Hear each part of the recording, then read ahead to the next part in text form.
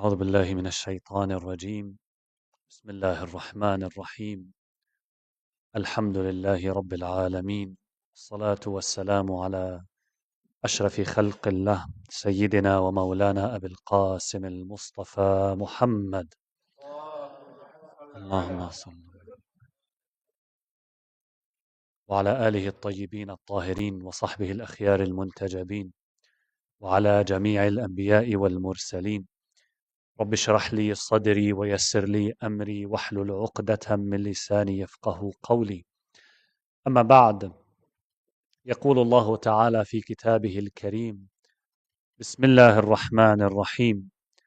يا أيها الذين آمنوا قوا أنفسكم وأهليكم نارا وقودها الناس والحجارة. Quran chapter 66 verse number 6.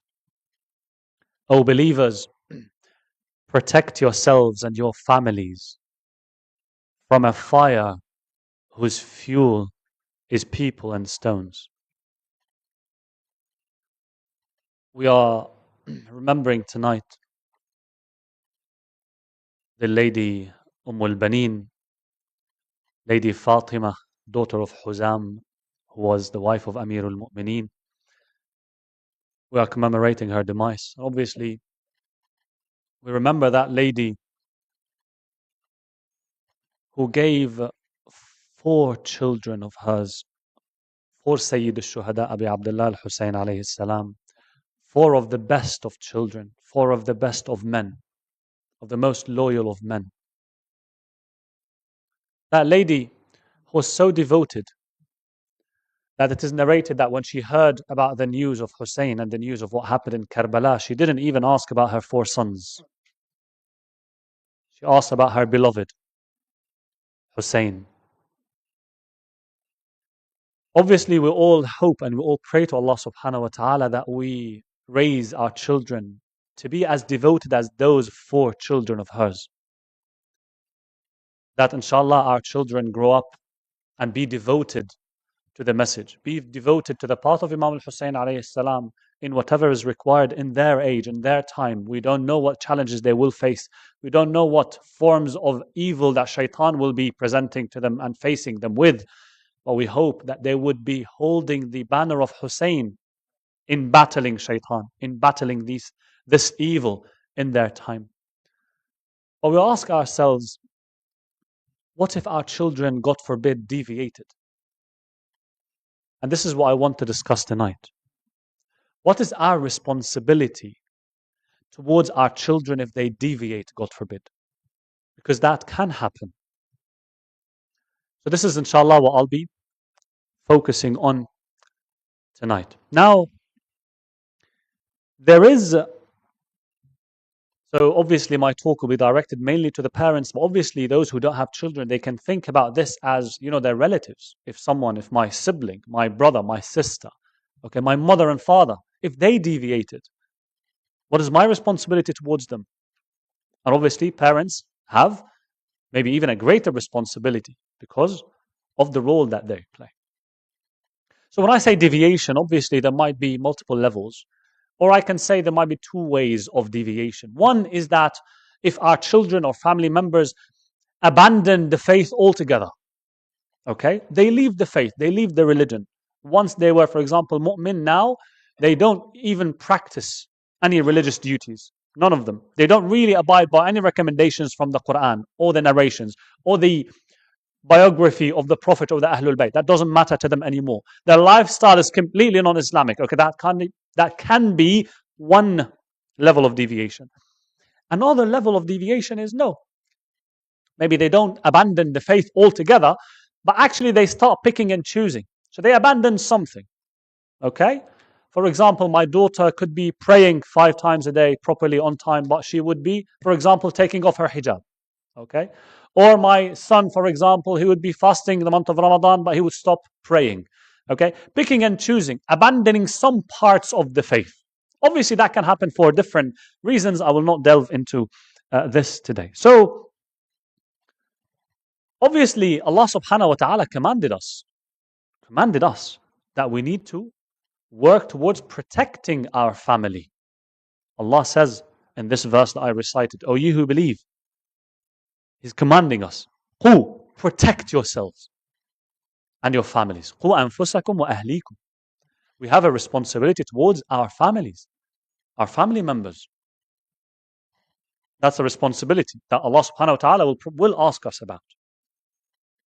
So, when I see my child, for example, taking a path that would lead to this, what God describes as the fire. Obviously, if someone deviates from the path of God, knowing of the deviation, we say that this person is deserving of Allah's punishment, is deserving of this outcome that Allah is warning us from. Protect yourselves and your families, Allah is saying, from a fire whose fuel is what? People and stones. So if I see my child, if I see my brother, my sister, my mother, my father deviating, obviously I should feel that kind of heavy burden and responsibility. I would feel it. Because I would feel responsible for protecting my child as I feel responsible for protecting them from the cold, from the heat, from the insecurity. That's how we should feel about our family members when it comes to religiosity, when it comes to deviation.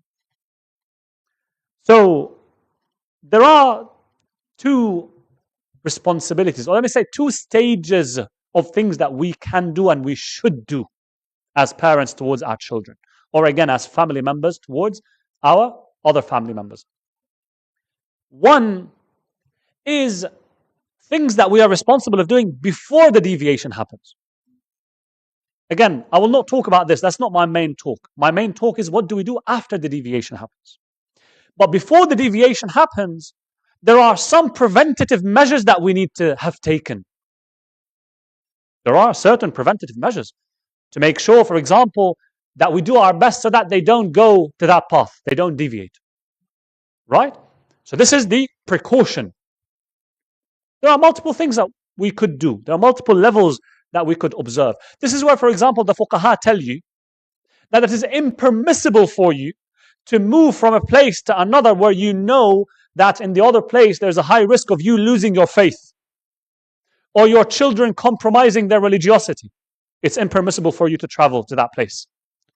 Even if it was in your own country, in the same country, but you move a city and you go to that place and you fear that there might be a chance that you lose your faith or your children are influenced or affected negatively, it's impermissible for you to move. That's a preventative measure. Right? So this is one thing. Another is that parents, for example, when they look at their children, when they raise their children, they need to also what? Track any signals, any signs that the child might be showing that would show a potential for deviation. I see my child, for example, has a tendency to lie. Do I address it or do I not? I see my child enjoying, for example, deceiving or stealing. Do I interfere or do I not? Should I not address that issue or should I not? Should I not address it or should I address it? Yes. So these are parts of the preventative measures that we need to take. Another is, for example, what kind of an environment we're securing in the house. Is the house environment a certain environment where the person feels that's home? That's a place where I feel secure. That's a place where I can go back to and feel I'm heard, I'm understood by my parents. They understand my feelings, they understand my struggles, that my parents listen to me. This is where us as parents, we have to make sure that we keep the channel of conversation going in the house. Yes, how was school today? Did anyone, for example, hurt you? Maybe someone is bullying your child. Maybe someone is mocking your child. Any challenges you face today at school, make sure you listen. Make sure you have that channel of conversation and communication. Another is a preventative measure. The community where we're living, the community where we're raising our children. Is there any Islamic center or is there not? Should we not care about this? A place or center where there is, for example, religious events taking place, where there are people who care about God, who are concerned about God and faith and religiosity, that they can mingle and mix with our children. Is that something that we are trying to make sure we secure for them, that's a preventative measure. If we put our children in a place where there is only one community, and that's a community of corruption, what other alternative are you giving them? What alternative group of friends you're giving them? So these are a set of preventative measures that we need to consider. But say, for example, that it occurs that my child or my brother or my sister in the house or my mother or my father, they deviate. It happens. So what do I do then? What is the responsibility upon the family then? What is the responsibility upon the parents? What is the responsibility upon the community? Because both are responsible. The community, this community we are in here, it has a degree of responsibility. And parents also do have a degree of responsibility to address that deviation that a child might show or display. The community can't say, well, look, it's the fault of the parents completely. We have nothing to do. We can't do much. No, that's wrong. The parents as well. They can't say, well, look, it's not my fault. It's the community. That's also wrong. They both have to bear responsibility. They both have to take action. This is, inshallah, what I'll try to share with you. Inshallah, I'll share maybe 4 points of what responsibilities parents have to have if their child deviates. Number 1, and that's very important, is to ensure that if my child deviates, whether by completely abandoning the faith or whether by selecting and choosing or abandoning part of the religiosity, to make sure that we don't disown our child. To make sure that we never reach a stage of what? That we disconnect from you. I have nothing to do with you. You have nothing to do with me ever. Disowning. Listen what Allah subhanahu wa ta'ala says in the Quran. We all know this beautiful verse. Allah says, Quran chapter 29, verse number 8. وَوَصَّيْنَا الْإِنسَانَ بِوَالِدَيْهِ حُسْنًا وَإِنْ جَاهَدَاكَ لِتُشْرِكَ بِي مَا لَيْسَ لَكَ بِهِ عِلْمٌ فَلَا تُطِعْهُمَا. We have commanded people to honor their parents. But if they urge you to associate with me what you have no knowledge of, then do not obey them. Then do not obey them. In another verse, وَصَاحِبْهُمَا فِي الدُّنْيَا مَعْرُوفًا. There is a distinction here. That look, if your parents tell you to disobey God, you don't obey them. That's non-compromisable. You don't obey them. Okay? But this verse is saying they actually urge you. Jahadaka. They strive and struggle to make you disobey God. To make you associate another God with God. That's a heavy sin, huh? That's a heavy thing they're doing against you. What is Allah saying? What? Don't obey them, but you have to keep the kindness to them. You have to keep the respect. Allah is saying here, look, there's 2 things. These are orthogonal. Both have to be respected. 1, no disobedience of God whatsoever should occur. 2, the lineage relationship, that blood relationship needs to be respected. Even if your parents what? Fight you to disobey God. Fight you to worship another God than God. Okay? That's one very important thing that we need to keep. That we don't disown each other if this happens. For example, we see Prophet Nuh alayhi salam. Allah subhanahu wa ta'ala tells us in the Quran. Prophet Nuh, his son was a disbeliever. His son was a disbeliever. And Nuh would keep reminding his son to the last moment when the ship was sailing in the ocean.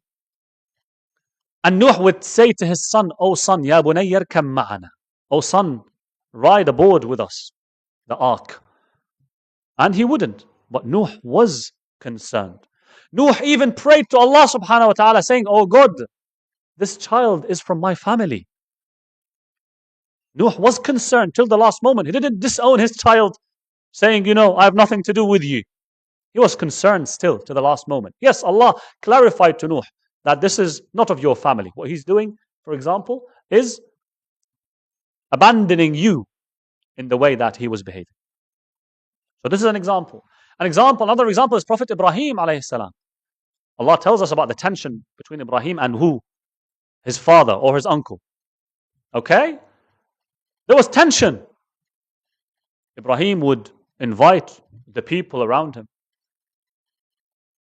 and his uncle would face him, or his father would face him with, you know, tension, pressure, threats, threats of stoning. If you don't stop, O Ibrahim, I'll stone you to death. So leave me, abandon me. Yes, a verse in the Quran, Quran chapter 9, verse 114 says, فَلَمَّا تَبَيَّنَ لَهُ أَنَّهُ عَدُوٌ لِلَّهِ تَبَرَّأَ مِنْهُ. That when it came clear to Abraham that his father was an enemy to God, he broke ties with him. Yes, but there's another verse that actually told us, chapter 19, verse 46, that it was him, his father, who actually said, I abandon you. If you don't stop, I'll stone you to death. So leave me alone. So these are examples that we learn. Wives of the prophets, wife of Prophet Lut. Do you notice that Allah subhanahu wa ta'ala, when the time for the punishment of the people of Lut came, until that time, Allah is saying to Lut, what? Go leave with your family, but except your wife. She will not be leaving. To the last moment of what? Of the punishment actually is going to arrive. So this is one very important point, to make sure that we don't disown our children. The second tip, or the second responsibility, and this is very important, very, very important, mashallah, is that we need to differentiate between two things and make it clear that, look, you are my child, I love you, we have this connection, I will not disown you, you will not disown me, but I can never condone the deviation that you are displaying. I can never agree with it. I don't agree with it. Okay? You need to show that you disagree with it. Because sometimes you might have, for example, people who would maybe succumb to the reality of things. This is, the norm now, how it is. I'll mention that. Let me mention that in the next point. But basically, to make sure that you make it clear to your child or family member that, look, I don't agree with what you're doing, and I will actually try everything that I can to pressure you psychologically so that you come back. Because I love you, because I care about you. That needs to be clear. That needs to be clear. That your position of love towards your child or brother or sister or mother or father or family member doesn't mean that you will agree with the person, what they're doing in terms of deviation or disobedience of God. The third responsibility that we have is to put this into action. Because if we say, look, I disagree with what you're doing, and we just say it, and we don't really do anything to pressure, then what is the outcome of this? What is the point? Because sometimes you might have people, I'll say some examples, okay? Let's say, for example, my daughter, she abandons the hijab. Okay? And I say, look, my daughter, you abandon the hijab. I don't agree with it. Yeah? I know it's a sin. She knows it's a sin. I made sure that it is clear that I don't agree with it. And then, for example, what I do is, because I love her, then I go on her birthday, for example, I go and I buy her clothes that are immodest, non-Islamic. Why? Because I want her to be happy. I go with the flow. No. Your actions then should display that pressure, that disagreement, that you don't condone what she's doing. There needs to be certain procedures, there needs to be certain way of interactions that display that this is, I disapprove. I don't approve of this. Or if my son, for example, adopts a lifestyle of, wearing things that are immodest as well, I can pressure. Look, if you want to go to me to that place, you can't wear this. Otherwise, you're not going with me. Yeah? So there need to be certain measures where you actually pressure, where you actually show the disapproval. Another example, my son, God forbid, starts engaging in drinking the haram, okay, drinking alcohol, God forbid. I disagree with it. He knows it's a sin. I know it's a sin. I show that I disagree with it, but I need to make some measures to pressure. When I'm present, you're not permitted to drink. No drinking in my presence. No drinking in the house. No way will you, for example, be allowed to influence your siblings or your other family members. You need to make sure that you pressure. You need to make sure that you show disagreement. You show disapproval. These are a few examples. Similarly to, imagine it's drugs, yes? You want to make sure that no drugs are in the house so that no other people will be influenced. So, because you have a responsibility towards protecting the other children, protecting the other family members. Or, for example, if a child of mine or family member of mine, I see that they are engaging in, let's say, homosexuality, right? Acting on it. Some people might tell you, well, there's a certain level of emotions and, you can't control. Well, Allah subhanahu wa ta'ala talked to us about acting on it. If you're someone whom you think you're struggling with your emotions, you can actually address it. You can struggle. You can deal with it. If someone is addicted to watching the haram, can you come and say, well, look, he's addicted or she's addicted, so it's fine, let them act on it? No, you have to resist your temptations. That's what Allah subhanahu wa ta'ala tells us. If you feel you're inclined towards doing something, you resist it. You're a human being, you have a free will. You're not a slave. So you do something about it. And you stop yourself from engaging in the impermissible, in the haram. So yeah, I tell my child, you're not allowed to bring in the house someone like this, for example. You're not allowed to convince someone else or talk about it to someone else in the family. You need to show certain measures of strictness. That this is not accepted. I love you endlessly. I love you. I care about you endlessly. Like Nuh was concerned for his child, I care about your guidance. But that doesn't mean I agree with the wrong that you are doing. And I have to show it very clearly. Okay? So number one, we said that we make sure that we don't disown each other. Number two, we said that we make sure that we disagree. We show the disagreement. Number three, that we act on that disagreement. We implement it. Now, obviously, I'm saying here some examples, but maybe in the real life, the situations are probably much more complex because this problem is a very complex problem. Maybe the way I'm talking about it might sound like I'm simplifying it. It's not simple at all. Every case has its own circumstances. Every case has its own ways of or methods of dealing with it. People are different. Their circumstances are different. Their history is different. Their struggles are different. And so the way you deal with the situation is different. There's no one size fits all kind of solution for this. But these are some things that would, inshallah, help us, think about how to approach it. The fourth tip, or the fourth responsibility, is that after this rejection, disapproval of the wrong, we need to make sure that we adopt what? We adopt a method of guidance, that we are active in terms of bringing them back. Okay? Showing disapproval, rejection, that's not enough. We need to make sure that we activate the method of what? Guidance. That we guide them back. And that we do whatever we can to bring them back to faith, to bring them back to Iman. What does this mean?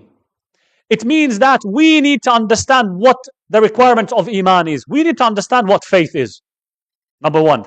Because if I don't know what Iman is, if I don't know about my faith, if I don't know about what is important in my faith and what is not, if I don't know about the halal and the haram and the ethics and the moralities and all these, how can I expect someone, or how can I expect that I be effective in bringing someone back to faith? I need to be knowing what this is.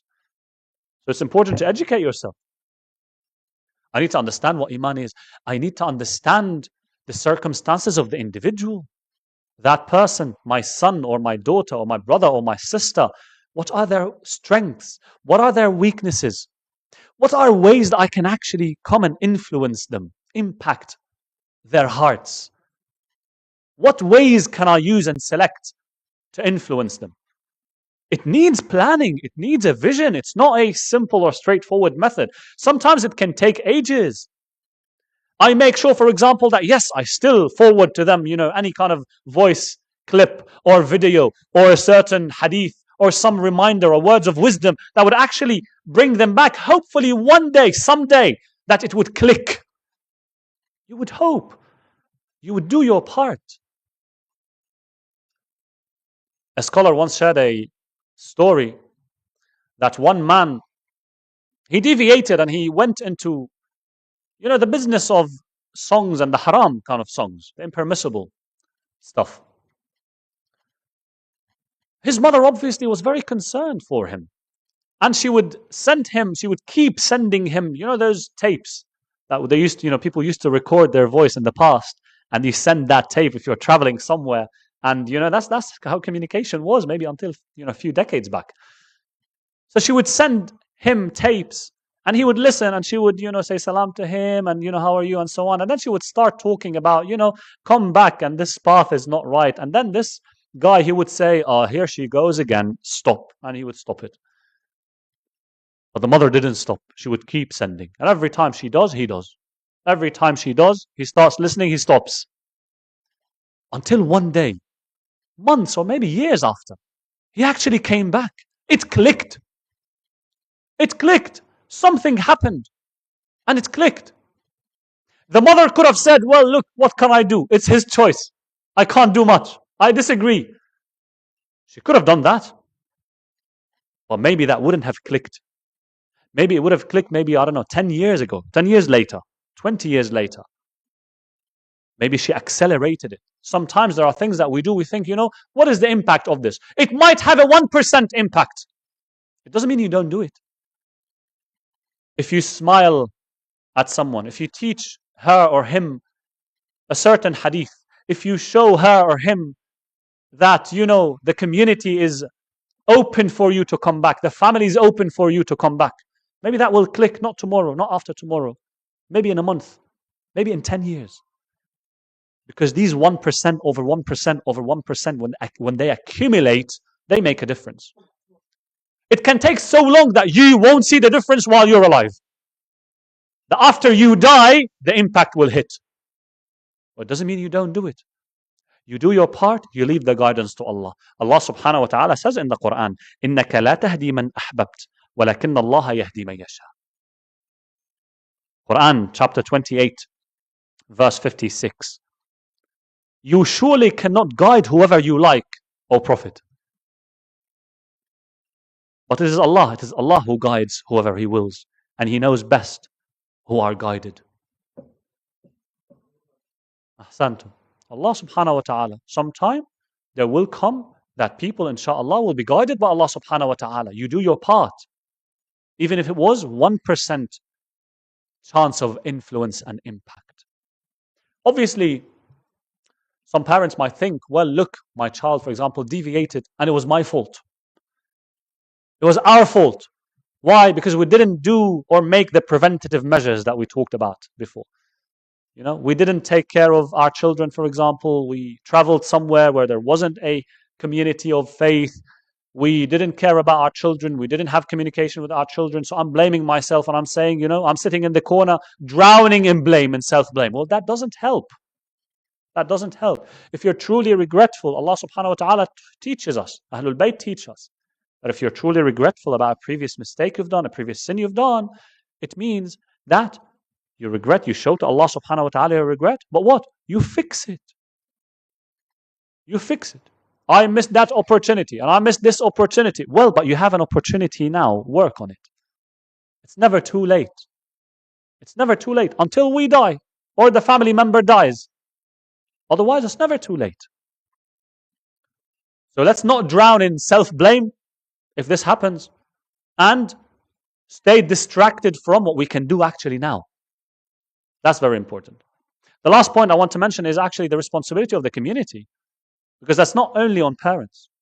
Community is responsible for bringing these people back, for bringing my brother or my sister or my child or my daughter or my son or my mother or father or uncle or relative. The community is responsible as well.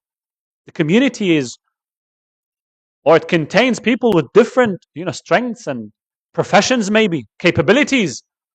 What can they do to help?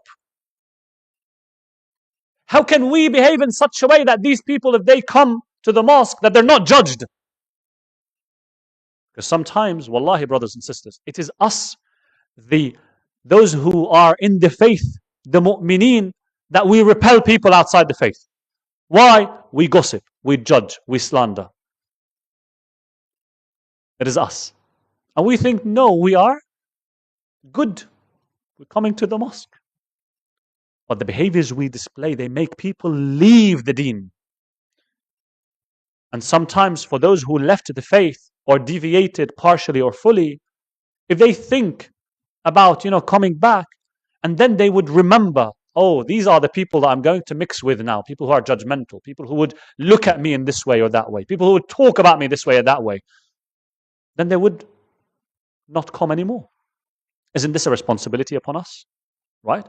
The community has a responsibility. No one can say, well, I have nothing to do. You have a lot to do. You have a lot to do. We need to be the people who, when they see wrong, they forbid it, they stop it. But when they see right, they encourage it and they make sure they lay the foundations for it. We need to lay the foundations for our brothers, our sisters, our family members to come back to our communities. It might not be tomorrow. It might not be next month. It might not be next year, but it might be the years after. But it will be there someday. And when that day comes, when it clicks, we need to be there to support. We need to be there to display God's mercy. That yes, Allah subhanahu wa ta'ala tells us all, the past is the past after tawbah. After tawbah, the past is the past. You repent to God, you fix the mistakes, you make sure you return the rights of the people, and you move on with your life. We need to make sure that we show the sinners this from Allah subhanahu wa ta'ala, that we ourselves, yes, forget. The past is the past. Inshallah. Assalamu alayka ya al-Banin. ورحمة الله وبركاته. السلام عليك وعلى أولادك الشهداء